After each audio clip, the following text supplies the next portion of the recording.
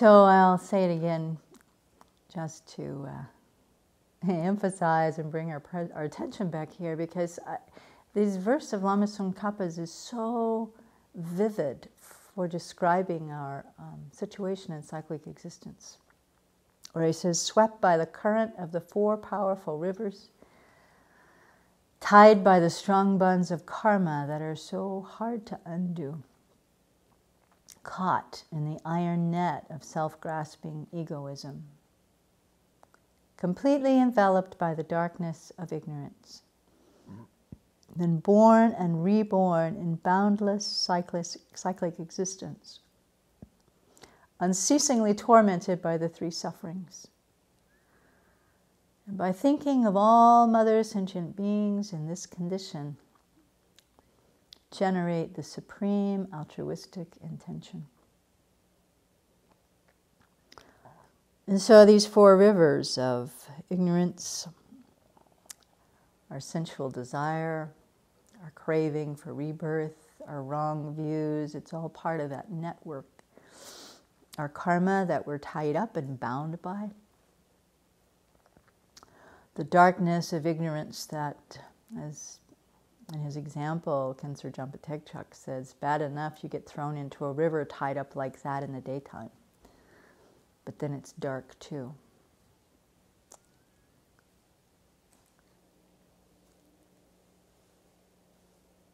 I mean, if we think about it, if we imagine it, it would be terrifying. There's absolutely no way to escape from that. And we think that this is our situation, and it's also the situation of every single being around us. Except that there is a way out, and it's through overcoming this ignorance, this darkness of ignorance that unties everything. Cuts the net, springs the ropes, opens our eyes, brings the light. And so if we think about mother sentient beings, think about all the kindness we've received just today. Think about all the beings that we've come in contact with today being in that same kind of situation. We can set our hearts on really listening to what Master Nagarjuna has been trying to teach us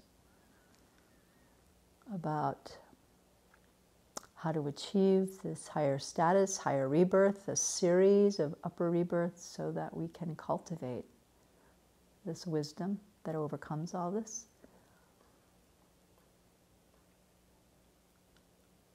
Attain the definite goodness of liberation and full awakening, and bring all beings to that state too. So with a heart of tender concern, let's do our review here tonight.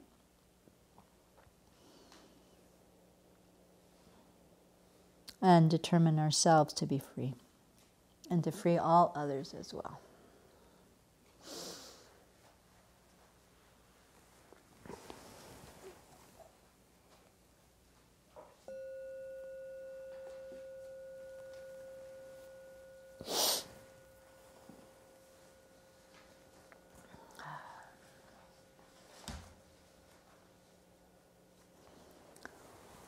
So we are reviewing Precious Garland, Master Nagarjuna's really amazing text. And what are the main themes? What is Nagarjuna trying to teach us here? Higher rebirth. And highest good. Why?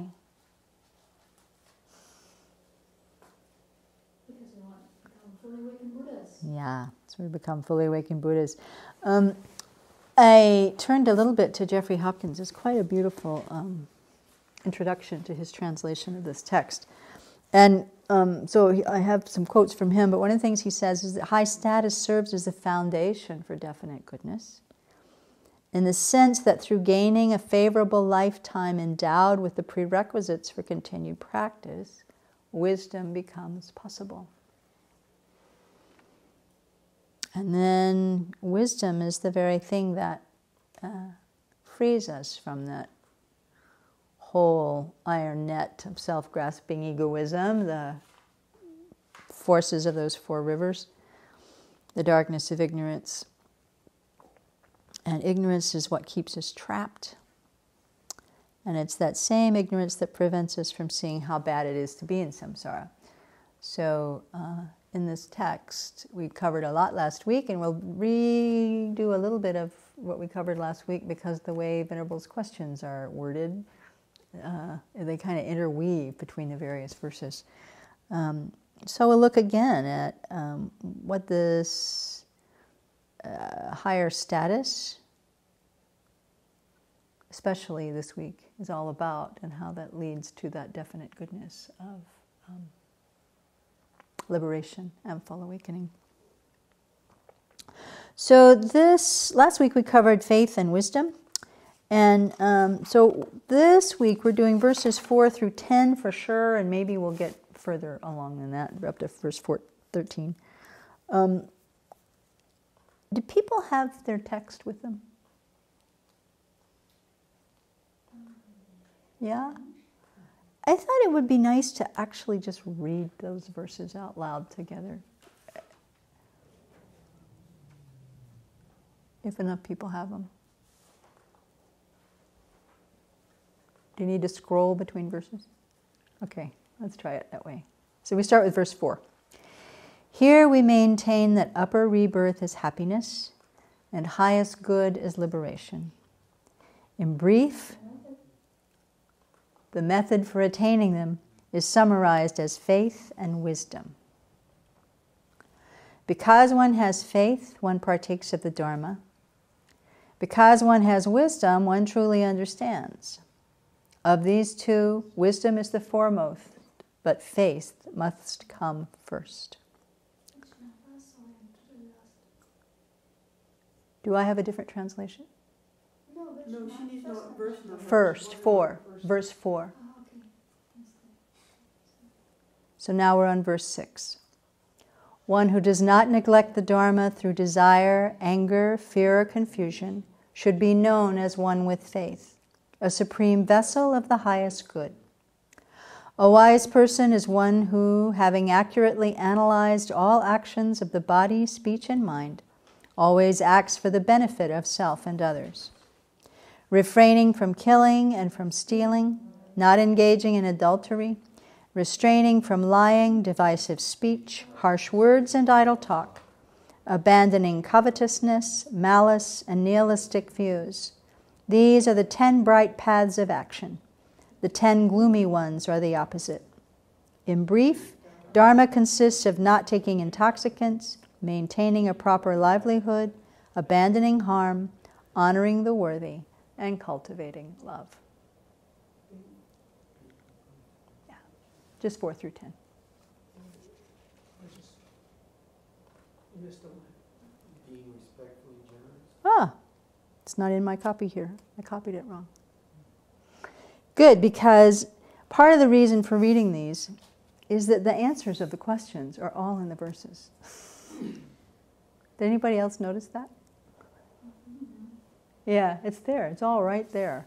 So we have lots of, and we will go into a little bit, we have lots of commentary on that, but the verses themselves contain the content of the questions of the quiz. And really, the verses here are, there are a few points that wouldn't be so clear without the commentary, but once we've had the commentary, then the verses are really quite evident what they're trying to teach. And you know, the point really of doing the quizzes is not so much to get the right answers, but how to practice and really apply these. So I think meditating on these verses alone, which Venerable certainly advises to do, the content's right there. It's not hard to do. So I want to go back and start with question number 8, which is where we left off last time. How do we generate faith in karma and its effects? So we answered it partly, and I think Jack piped up with part of the answer too that we talked about a little bit, but I want to go back and be more explicit about how we generate that faith. Because there are really 2 ways that we generate faith in conviction and karma.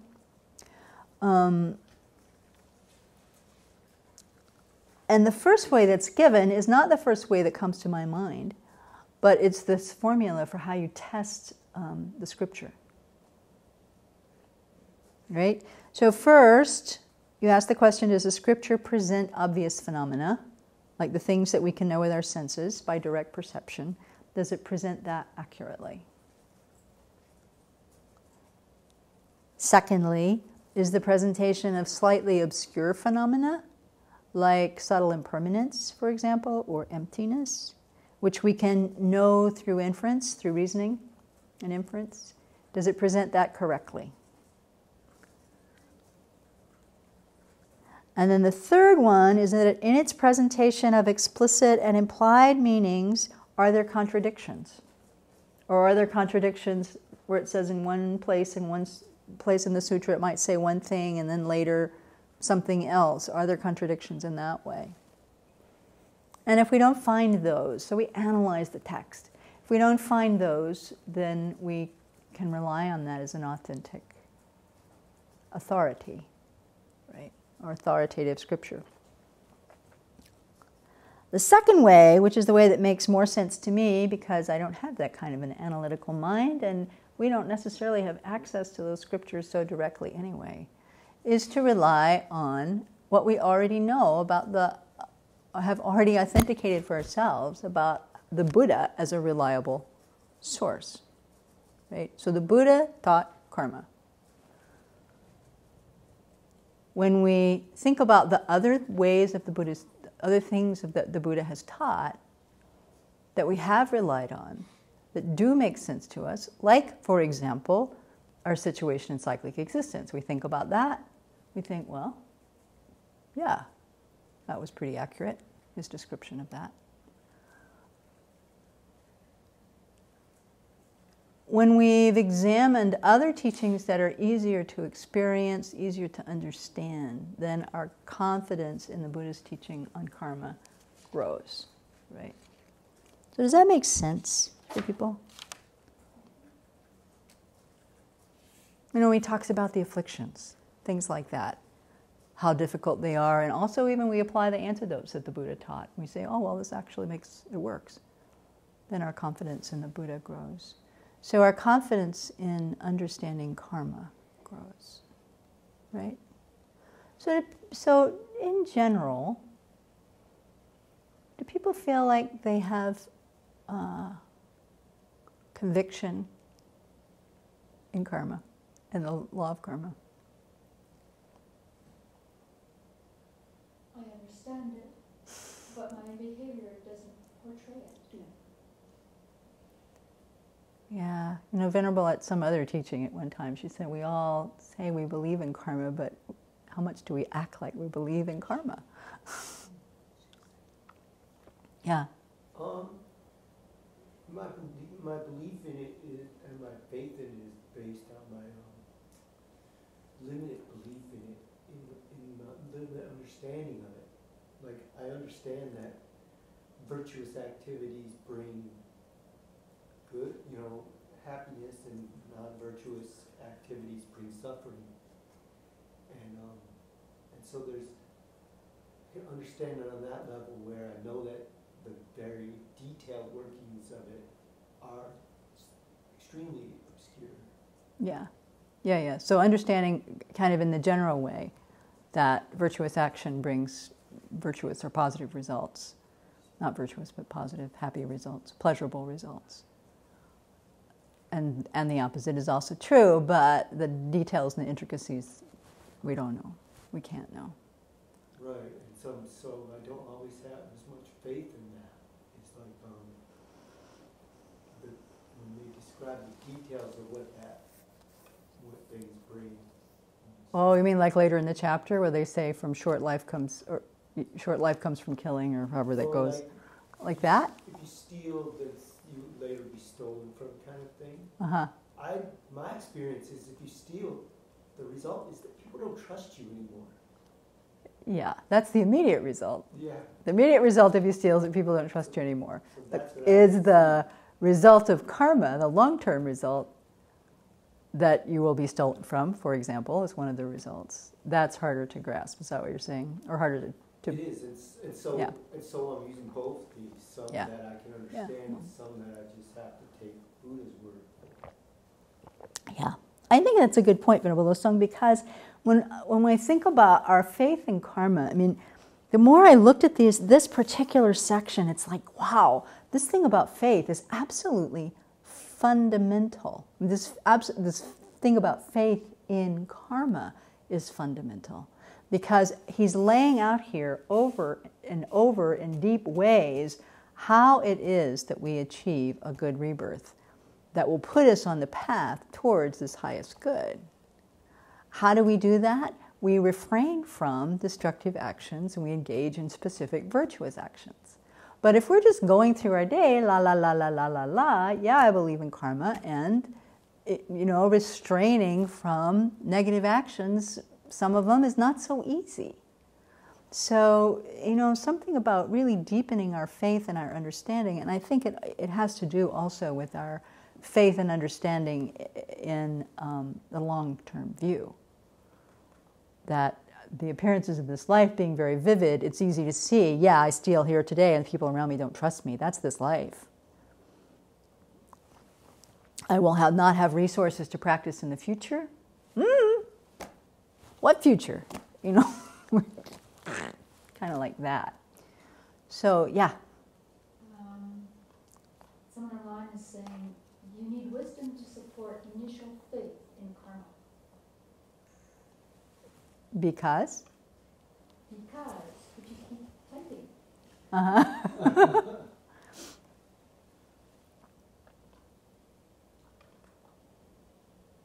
let you know. Okay. Because it has to be reasoned faith. And that would take some wisdom. Yeah, well, that was my comment. That was my object last week. But Nagarjuna is saying faith comes first. What kind of faith? Reasoned faith. But comes before this kind of wisdom. Let me tell you what, Jeffrey has an interesting take that maybe is following what this person says. Page 37 on the bottom. I thought it was interesting because he is quoting Aryadeva. Jeffrey does. So Jeffrey says, Nagarjuna singles out faith as the quintessential means for achieving high status, a good rebirth. The quintessential means. But Aryadeva in 400 stanzas shows how faith can depend on wisdom. So Aryadeva's verse says, whoever has generated doubt toward what is not obvious in Buddha's word will believe that only Buddha is omniscient based on his profound teaching of emptiness.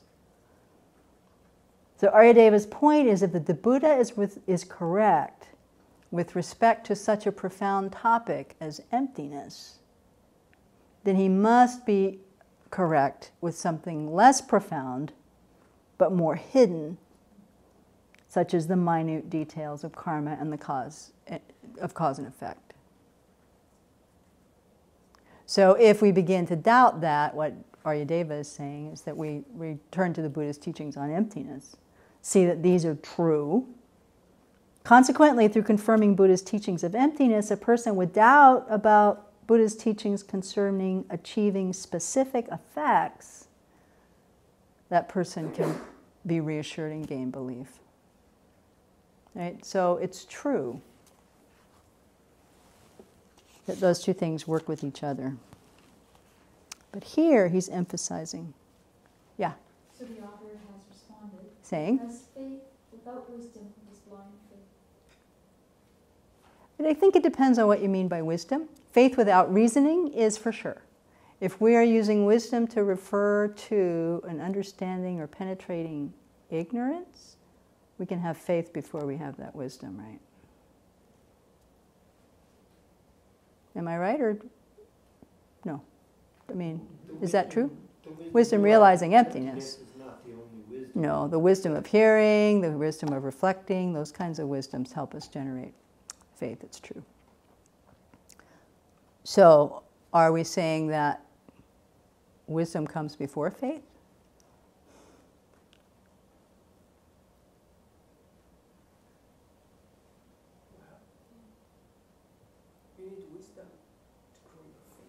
Yeah.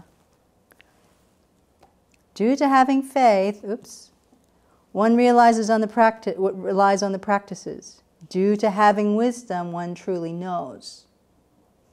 Of these two, wisdom is the chief.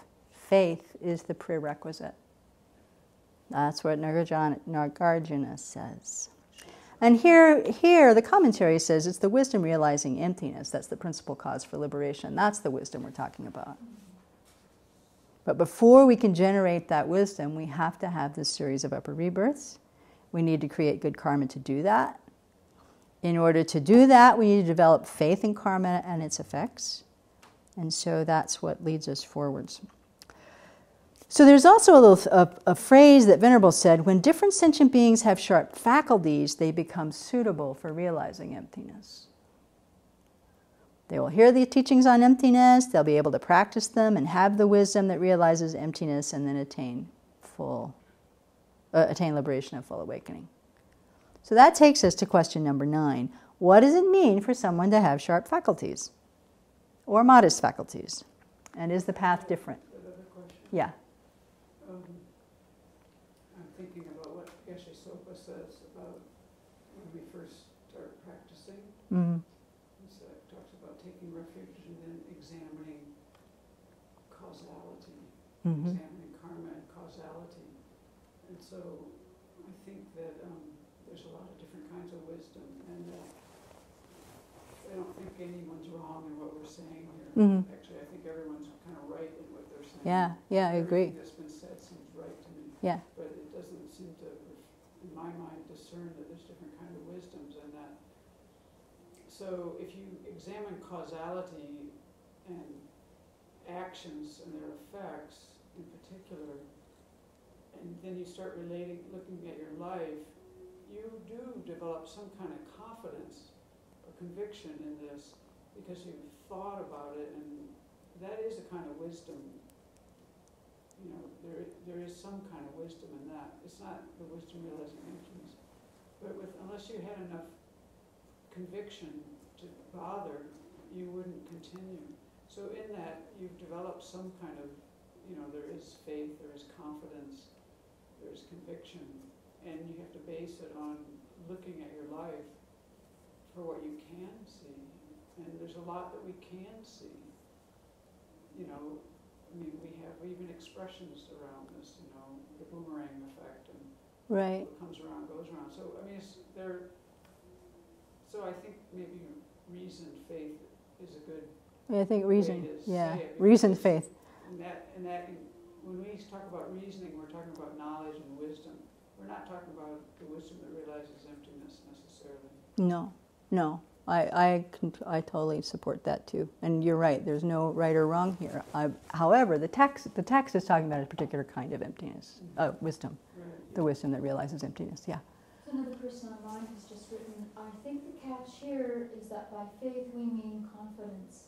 I think that implies that we've used reasoning to determine why the Buddha is worthy of confidence, and it's not just blind acceptance. Yeah, maybe faith is a problematic word. For me, faith is translated in my head as conviction, and that has a whole other implication than just, oh yeah, Buddha said it. In fact, we just talked about how we test it. It's not because the Buddha said it that we have, quote, faith. It's because we've tested the Buddha's teachings on all the other things with reasoning, with our wisdom, and then come to accept this one that's more obscure too, I think.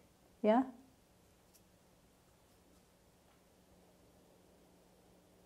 Yeah, I think that's what we end up doing. Yeah. And then when you have some conviction, then you'll put some effort.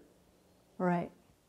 And the more conviction we have, and that's really my question, where my question from how much faith do we actually have comes from. Because when we have conviction, we will put effort. And I am not even questioning that we do put effort. I'm just looking at my own mind and going, and there's a place where, okay, I believe in karma for the big actions. Do I have faith in karma when it comes to the smaller ones? that thing we talked about last week that is also a part of this, and understanding the basic qualities of karma, about karma is expanding. You know, a small action leads to a big result, for example. You know, holding that kind of understanding in mind also helps deepen applying karma to how we practice and how we live. Yeah. Yeah. And I think that's the wisdom of learning. Yeah.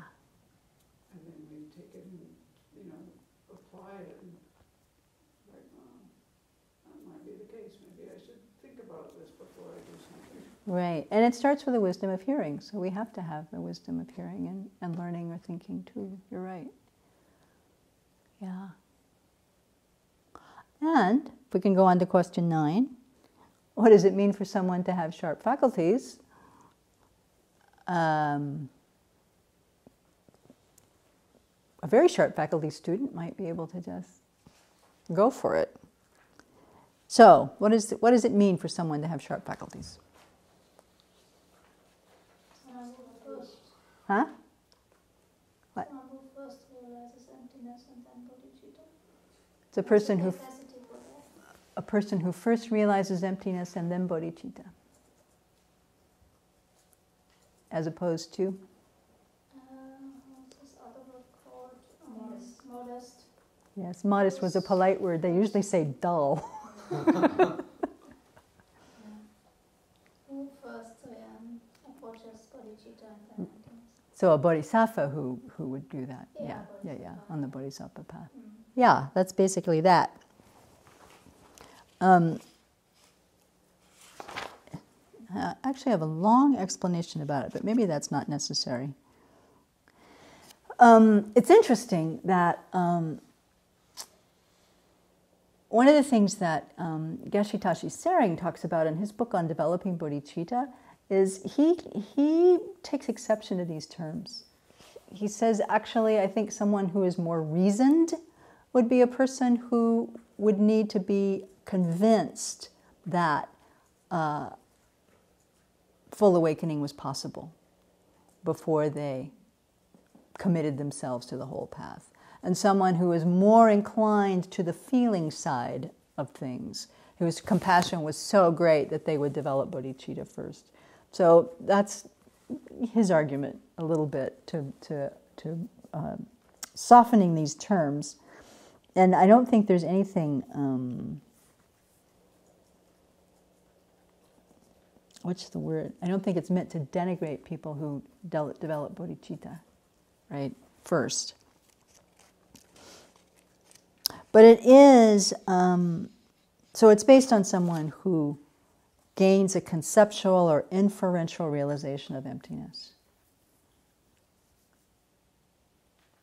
And that by generating that non-dual wisdom, they gain confidence that full awakening is possible, they cultivate bodhicitta, and enter the path of accumulation. Head on that way. A person of more modest faculties will develop bodhicitta first, and then once they are on the path of accumulation, they'll continue to meditate on emptiness and then develop their inferential realization. So it's like the cause of one bodhisattva is this realization, this inferential realization of emptiness, and the cause of another kind of bodhisattva is their bodhicitta.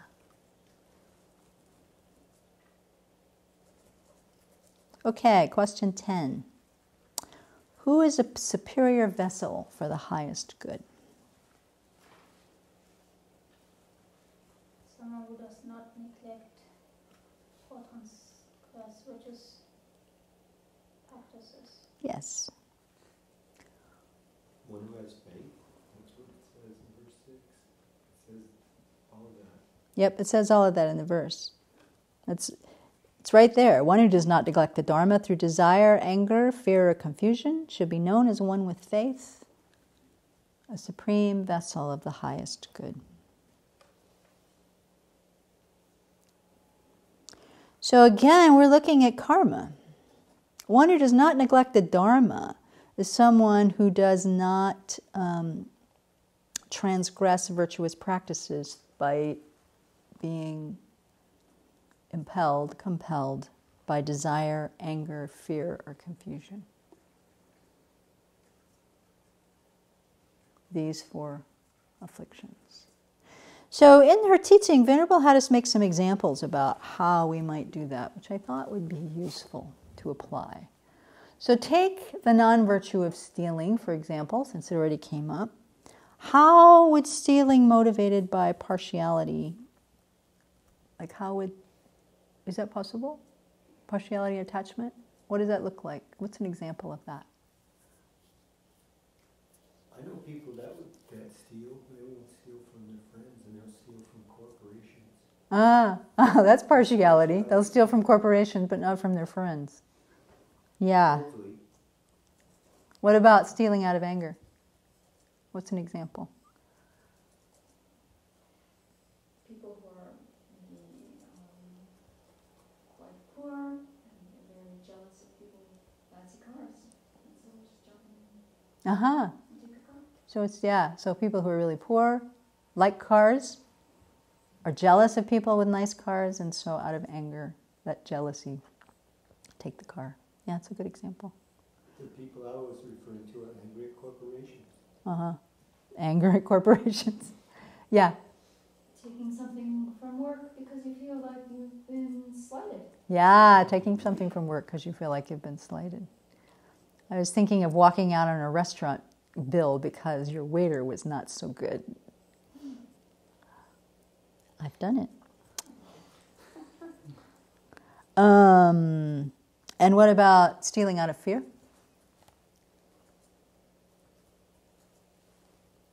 I had to steal. If you're fearful and you need something, but you don't have other means to get it, you might steal it. Like food or something like that? Fearful Medicine, that you something you need, you're afraid you won't be able to get it, and so you'd steal out of it. Yeah, Venerable Jumpa? Yeah. In school, bullies force kids to steal. Really? Yes. Ooh, bullies forcing kids to steal. Just as a power domination thing? Yeah. Take that from the store and give it to me, otherwise I'll beat you up. Wow. Oh, to get the thing. And then out of ignorance. Stealing out of ignorance. What's mine is yours, what's yours is mine. Thinking there'll be no result. Thinking there'll be no result. There'll be no karmic result of it. Yeah. Or assuming that what's mine is yours, what's yours is mine. Or that cultural. I'll never get caught. Yeah, or assuming I'll never get caught. Yeah, very good. Or you don't even realize it's stealing. Yeah. Yeah. All that half and half is sitting out there on Starbucks counter. Who cares if I take it, right? If I take that whole thing. There's no one in the Chonyi. What? In gangs, part of the initiation is to steal, or else you get beaten up by the other gang members. Oh, yeah. So similar to the bullying. So you steal or you get beaten up. So it's like a proving your manhood or something. I don't know. Proving your something-hood. Yeah. Even if they're not going to beat you up, if they're going to reject you, and there's this peer pressure, people are afraid of rejection. Yeah. So, stealing, these are kind of heavy ones, but you can see how easily our minds get overwhelmed by these 4. Desire, anger, fear, confusion. And so one who doesn't do that, who doesn't go beyond virtue, beyond that kind of virtue, is a good vessel for highest good. Why? Because then you're already starting to create the causes for future, for good rebirths. You're keeping good ethical conduct, and then you create the merit to receive teachings on that will lead to this definite goodness too. To create the merit, to create the capacity to be able to understand those teachings. So what is all this pointing to?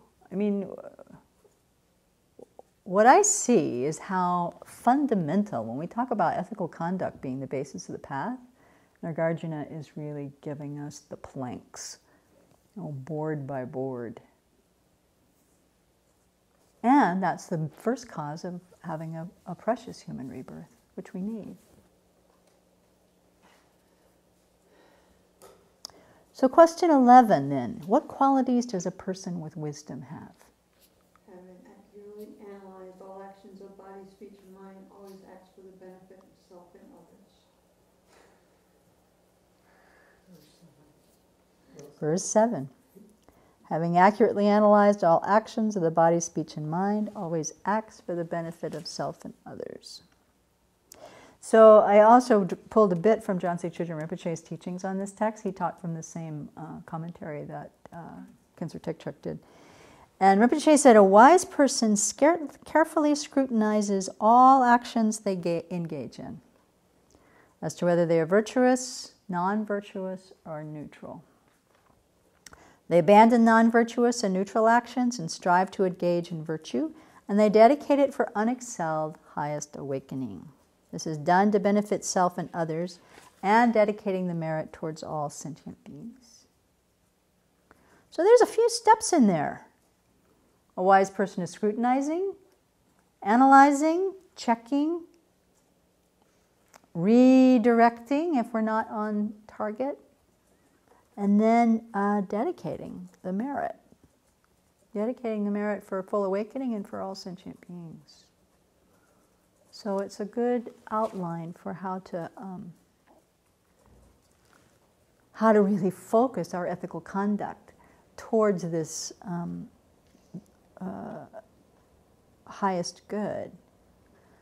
He continues, he says, the ideal vessel for these teachings in the precious Garland constantly examines their actions of body, speech, and mind. Such a person understands the best way to benefit themselves and others, and that person is called wise.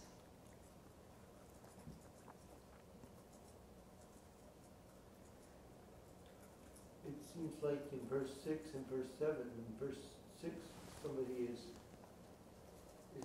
following ethical conduct out of faith, and someone else in 7 is following it out of reasoning, but they're both following the path of the Dharma. Oh, that's a good observation. So verse 6, they're following ethical conduct out of faith. Verse 7, they're following ethical conduct out of reasoning.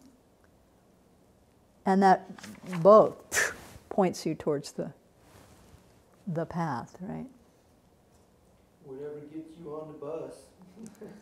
Yeah. Yes. Online?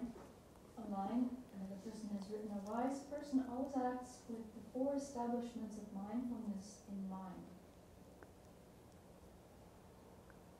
The 4 establishments of mindfulness in mind. So mindfulness on the body, mindfulness of feelings, mindfulness of mind, mindfulness of phenomena. I can't see any reason why that wouldn't be true.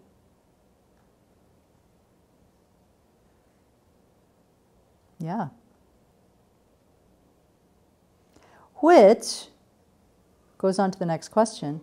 I wanted just Oh yeah, to add? I mean, it's indirectly here mentioned for the benefit of self and others, so the motivation is always bodhicitta. Ah yes, very good point. The motivation is bodhicitta. That's part of the commentary, or is that right there in the verse? Always examining for self and others. I have to look back. Always act for the benefit of self and others, right?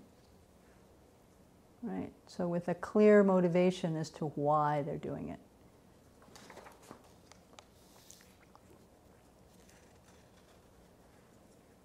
Okay, can we go on? Question 12, 3 parts.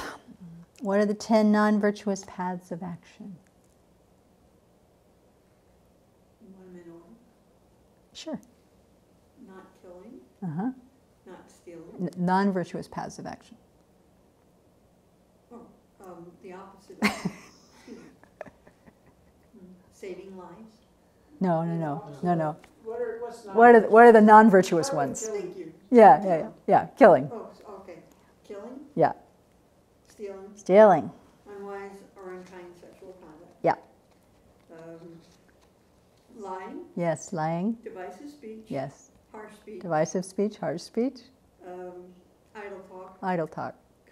covetousness, malice, yes, and ill will. and wrong views. Wrong views, or the text says, I think, says nihilistic views. These are the 10 the 10 gloomy ones. That's not what the question asked, though. The question asked, what are the 10 non-virtuous ones? Right. We've covered them, and Venerable Tarpa gave us quite a beautiful review of those. So we don't need to linger there, I don't think. But this is, achievement of high status arises from the practice of virtue. This is Rinpoche again. The practice of virtue begins with turning away from non-virtue.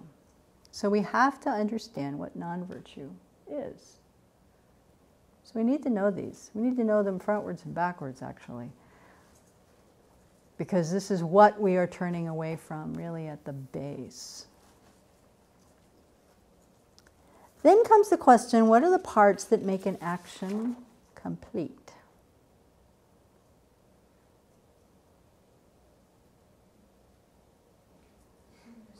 Preparation, Mm-hmm. doing the action, completing the action, and rejoicing. Okay, so preparation, doing the action, completing the action, and rejoicing.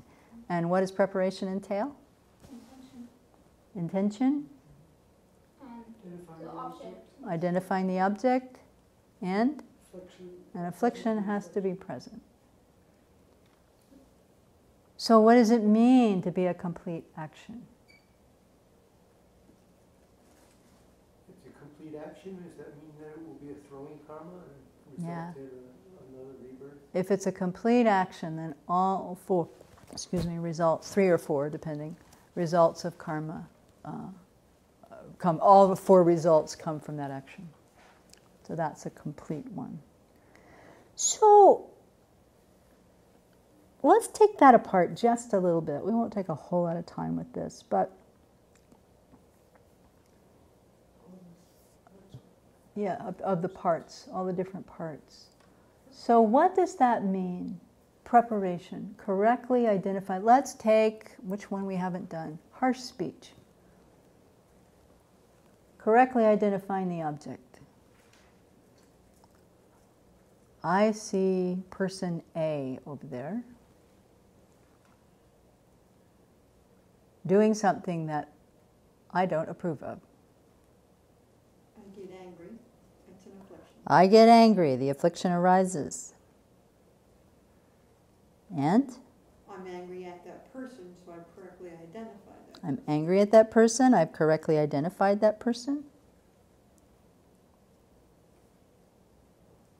And I have said, I'm going to tell her off.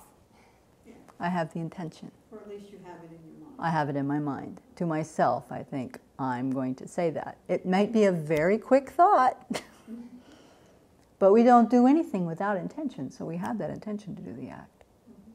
Preparation. Okay, next step, what happens? You The tell her. words fly out of your mouth. The words fly out of their mouth, our mouth, my mouth. You blah, blah, blah, blah, blah. Oh yeah, maybe some gestures too. You blah, blah, blah, blah, blah, blah, blah, blah. You blah, blah, blah. You blah, blah, blah. You, blah, blah, blah. And then what? Rejoicing. Huh? Wait. They understand. They understand it. Mm-hmm. They understand it. Those words register it. They get it. And we think, yeah, got her. Right? Yep. That is a complete action. Able to, therefore, create 3 or 4, depending on how you divide them up, different results, which is leaping ahead to another question, but it's so blatantly right here that we should just go there. So what are the results? Fruitional result. Fruitional result meaning The next rebirth. our next rebirth. So this will propel a rebirth in some other unfortunate place. Lower realm rebirth. And Causally concordant. the causally concordant result. What does that mean? Means we'll experience The same. results similar to cause. Yeah. Result, so somebody will be doing the same thing to us, somewhere, somehow, sometime. The third one? We've got the Well, You're 2. doing 4 or? We're doing a 4. We did the causally concordant result. Did we do that? I did break it up? I didn't. That one has 2. That has 2 parts. Yeah, there's the causally concordant, that's the habit. Yeah. So the other one is then have the habit to do it again. Yeah, if you break it up. So so not only experiencing it again, but also reinforcing the habit to do it again, which clearly is the most, no matter how bad your rebirth is, this one is the worst of those, right? And then the 4th one is the environmental result. So, and I don't have the chart of what's what, but harsh speech usually is like rocky environments and terrible places. Yeah, rocky places. And, and not having good relationships with people, and when you have a human rebirth again, and so forth and so forth and so forth. So it's useful, I find, to really look at what are my experiences if I can get my mind off my own suffering when nasty things are coming up, but to then look at what are the causes for what I'm experiencing now. And for harsh speech, for example, am I continuing to, I'm experiencing this sort of result, okay, I'm receiving some harsh speech, I'm in a rocky place, I have a tendency to do the same kind of speech myself. Am I continuing to create the causes for this? Well, yes, I'm afraid so. Working on it, but so it's useful to look at it from both of those directions. And I think it's useful too. I mean, Venerable also, when she was teaching it, she really had us think about what are the results of these actions. And so to review that and meditate on those helps deepen our conviction. Really helps deepen our application of our understanding, and helps to move our understanding of karma from our heads a little bit further down into our actions. Because, why? Because we want to be creating the causes for a good rebirth. Because, why? Because we want to continue to be able to practice the Dharma so that we can overcome our ignorance, so that we can really be free from all of this. Okay, now I skipped around. What does it mean for an action to be complete? We talked about that. Question 13. Can we go on? What are the 3 actions to abandon? Describe them. Taking intoxicants. Harming others. Wrong livelihood.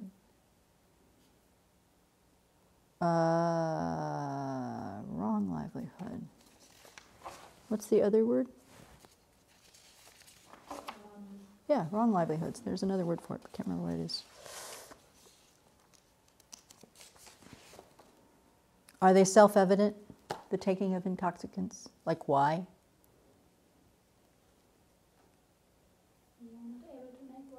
We are not able to make wise decisions. Our minds are cloudy, we're clear. And not even just when we're drunk.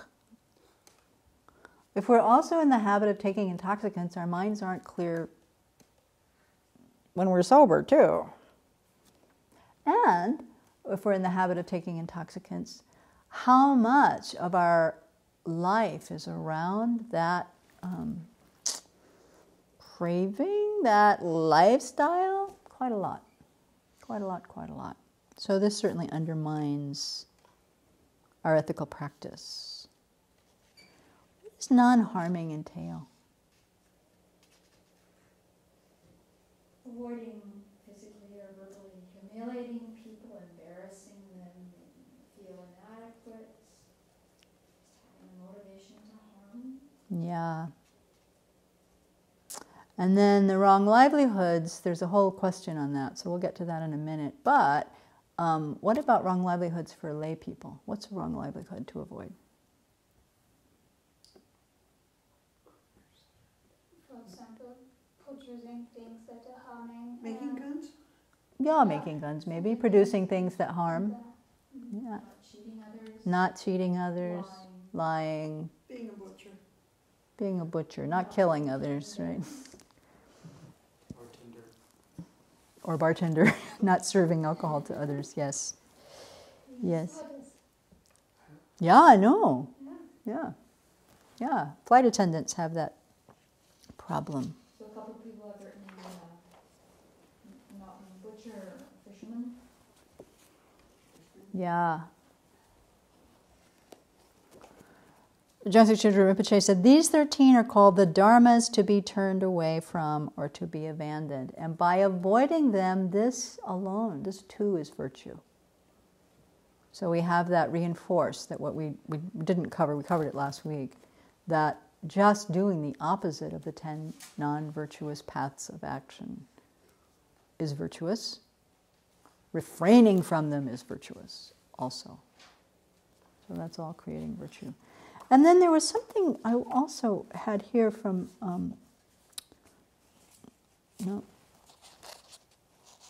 Jeffrey's thing on these 6, not drinking intoxicants. His is a different translation a little bit. A good livelihood, not harming, respectful giving, honoring the honorable, and love, which are the next ones we're going to get into, the ones to practice. He calls these to be practiced 2 of the 6 epitomes of religious practice. That these 6 together are contained. Not drinking intoxicants, having a good livelihood, not harming, respectful giving, honoring the honorable, and love. That these are what are called the 6 epitomes of religious practice. So it's an interesting way to frame it. It's different from the 16 that we put it together in. But I thought it was an interesting way of thinking about it, so it's good to bring it up. So that takes us to what are the 3 actions to practice? Do we need to repeat them? Respectful generosity, honoring the worthy, cultivating love. So generosity includes the 4 kinds of giving. Right? Giving material possessions, giving fearlessness, so protecting those that are in danger and so forth.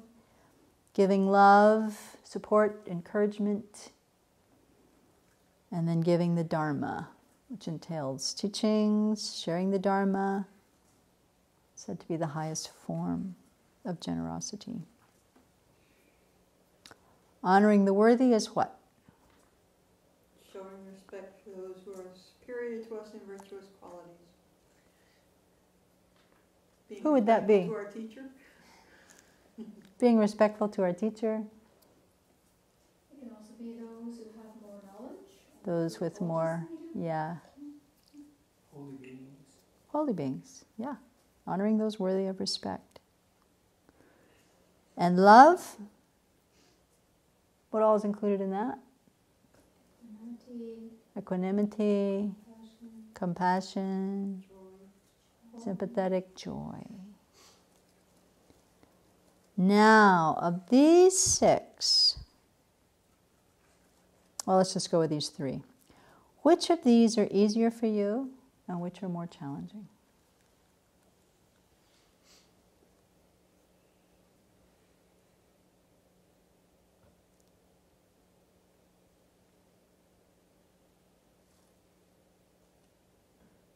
Sometimes the equanimity aspect of love is very difficult. So the equanimity aspect of love is difficult. And which ones are easier to practice for you?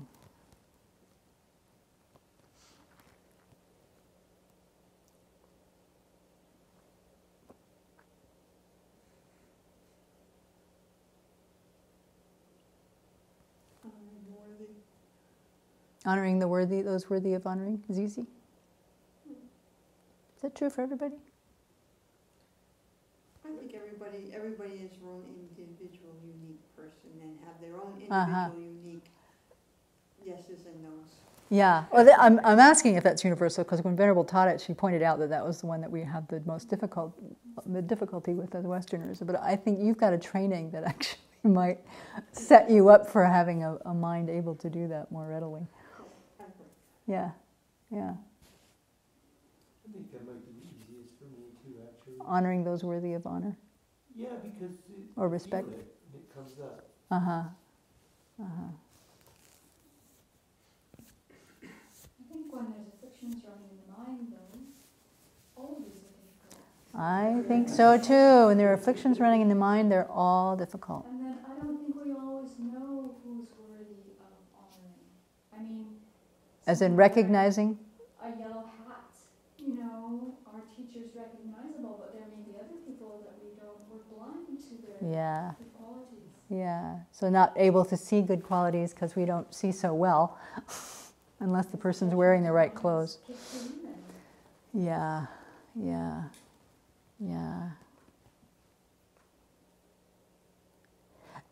Did anybody think, I didn't, I'm just asking, if anybody intentionally, when we had this, kind of pointed up these three to practice for a while, did that come to anybody's mind? And what was your experience if it was?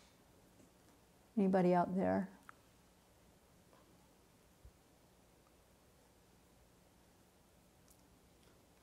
Well, I don't know, I just thought about it a lot, Mm-hmm.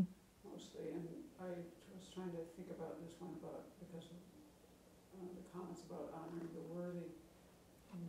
Mostly I think I just tried to examine my mind and see is that true for me? Like, where is it a problem and where am I doing okay? So I think that's the thing I did the strongest after that. Reflect on these and see and just think about them. And Yeah. no, that's good. I just try to, mostly what I did is I would just kind of go through the list and make sure I had it memorized and, of course I'd probably forget it and then do it again and look it up and Yeah. I still probably have to do that. But just to try to make it like, oh, this is what you need to do and just kind of get it at that level.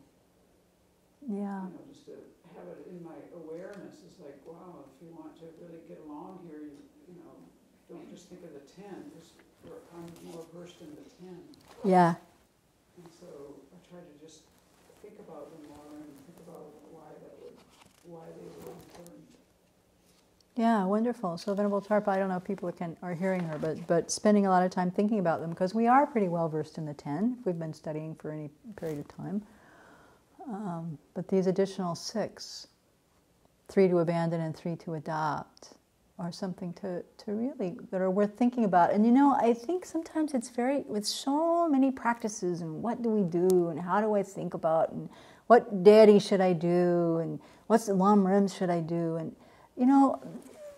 what Venerable is presenting us with, and that Khensur Tekchak is presenting us with, that Nagarjuna is presenting us with, is a very straightforward, think about these things. Do these things. It's only 16. And it's not, and although the question here was about what are the destructive or the negative pathways of action, the text, I believe, is talking about do the gleaming actions, which are those opposites. So if we, really cultivate practicing those 10 virtuous actions, really practice abandoning those 3 that we are to be abandoned, and then practice again cultivating the other 3, love, non-harming, and wishing to, honoring those worthy of honor, respecting those worthy of respect. That's a lot. And that lays the groundwork, the foundation for achieving this good rebirth that we're looking for. Somebody online? Yeah. One person says, I thought about the benefits to my mind of honoring the worthy and the effect on others of respectful generosity. One person, and the second person just wrote, I think the qualification of respectful generosity is quite powerful, not just giving without some consideration, not just giving without some consideration of the impact of giving, not a blanket assumption that any giving is good. Mm-hmm. So thinking about giving thoughtfully. Yeah. And also checking the motivation, most importantly, perhaps. Yeah, very good observations, all of them. Also, regarding honoring the superiors, like when we learn to actually we Westerners probably we learn to respect those superior to us, like our spiritual mentor. And this is, I learned that this is a great chance actually to extend your ability to honor others, because like our teacher is a great example. It's easier for us to learn to honor, to respect, and so we get that in our habit, because like for example, if you live with your teacher, if you're lucky, then you have it constantly as something to train, and then you're facing others, and it gets much more easy. You kind of, you copy it over. Yeah. And you have to do it with others, because you never know who's in front of you. You look like them, but there might be somebody totally else with a lot of hormone. Yeah. So again, I don't know if people can hear what people are saying or not, but to repeat, it's really worth repeating that when we practice honoring the worthy in terms of our teachers, for example, especially if we're around our teacher a lot, you need to be training all the time. And that honor, that habit that you begin to develop, you also begin to extend to other people around you. So, yeah. I think it just kind of dawns on your mind, like, why am I not doing this for others? Everybody else? You're learning a new skill. Yeah. Honoring the worthy. Yeah. And then it's just, and having that kind of respect for, and it's like everyone is deserving of respect. What it makes you aware of is your lack of respect. For your teacher. And everybody else. And then you just learn how to, recognize it more and work with it. Yeah, so you learn to respect others. Yeah, it's very important. Very important. Let's do, even though we're a little bit over, let's do this last one on the 5 wrong livelihoods kind of quickly. We had a little slow running start, just because that's where we needed to get. So this question, what are the 5 wrong livelihoods for monastics, is really about how monastics procure the 4 requisites. So what are these 5? Hypocrisy. Second one? Flattery. Hinting. Giving a small gift to get a large gift. Giving a small gift to get a large gift. Pretentious and showing off. Yeah.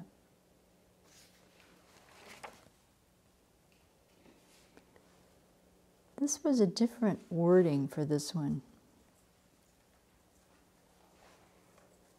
Yeah, trying to get something that's by appearing different from what you are. Jigsae Rinpoche, Jungse Trizhi Rinpoche had it says by wanting some wealth or gain.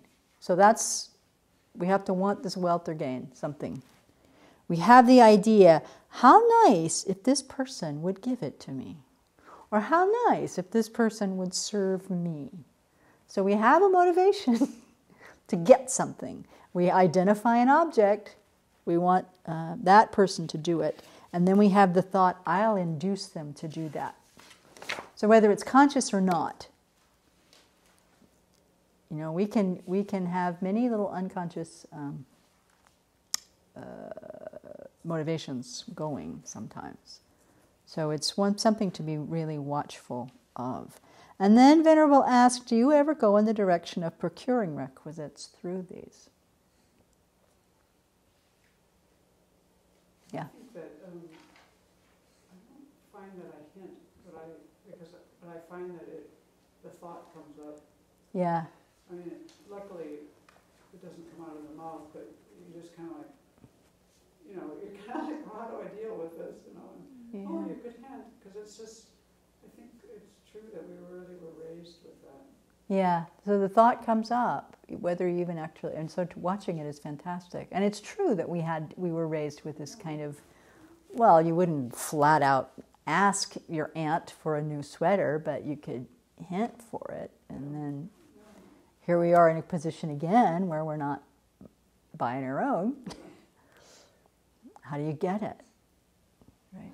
I discovered something like I didn't want it to him or with Levi, but the other person could have understood it like that. Oh, she wants something, because I'm saying, okay, this is a nice warm whatever sweater, but it was really just, it is a nice warm sweater. Yeah. Nothing else, and So just saying it's a nice warm sweater, but someone could certainly take it as a hint. yeah. Right, And- so you learn not to make those. Yeah, you have to learn to be very careful with, Yeah, you really learn quickly not to make those kind of comments, because pretty soon. because people are very kind. They come flying in the door. Yeah, people are very kind, and you may or may not have meant to hint, but either way, we have to be careful about that. So I think this is a good one to think about. It's so easy. It's, when I first heard these teachings on the 5 wrong livelihoods, I was a layperson, and I thought, like, big deal, what is this? You want something, you go buy it. Well, now I know different. So they're really worth thinking about a lot. Did you name the 5th one in proper words? This one said misusing your property to get more. So that's the small gift to giving a small gift and then expecting them to give you another one. Or this is even trickier, saying, commenting like, "Do you like my cup? His Holiness the Dalai Lama gave this cup. I'm worthy of gifts from high, big people." And then the pretentious one actually is pretty, we didn't really talk about that one, but that is, it's not just the hypocrisy of, I think I'm a great practitioner, and I'm not a great practitioner, but when the benefactors are around, I'm squeaky clean and good. It's more like kind of hinting like, I have high realizations. I'm somebody like that. So in the end, Venerable said, you can see that when we're talking about obtaining a precious human life, these 16 are so important. So by practicing the first 10, just a quick review, we keep good ethical conduct, and that's the basic cause of upper rebirth. By abandoning intoxicants, we create the cause to have a clear mind and good intelligence. By abandoning wrong livelihoods, we create the cause to have the possessions we need to do our practice. By being generous, we'll have the material wherewithal to practice and to create merit. By honoring the worthy, people will be attracted to us. We'll have Dharma friends, and we'll have good relationships with our teachers. We'll have good relationships with other sentient beings. And by cultivating the 4 immeasurables, we'll have good relationships with other peaceful and a peaceful mind. So she said it's good to do a life review and see how we do with these 16. Do we practice what's to be practiced? Do we abandon what's to be abandoned? And then we can see and work at what needs to be taken care of. Okay? Okay.